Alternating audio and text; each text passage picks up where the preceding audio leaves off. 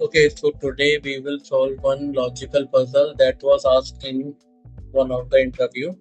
Problem statement is you are given three dice with their faces and you have to find the opposite face to number three.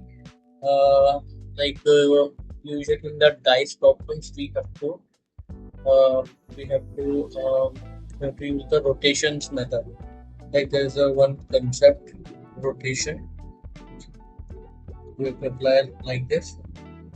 Uh, let's let's take this example. We know in the top we have one. Now in the front we have what three, and now in the right we have what two. Okay. Now this is three.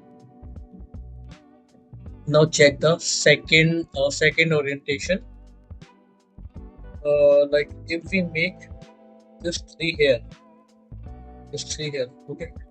So four will be in the right and 6 will remain in the top and 3 will be in the front.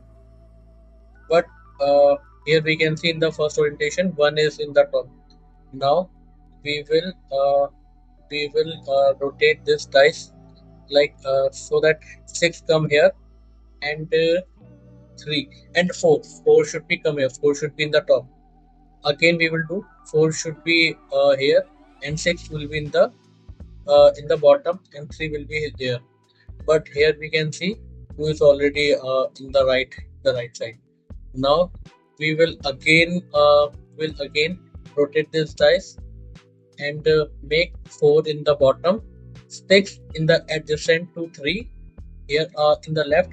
So the left we can see 6 is there. In the bottom we can see 4 is there. We are left with the rear end, that is 6. No, not that 6, 5. So 5 is our answer.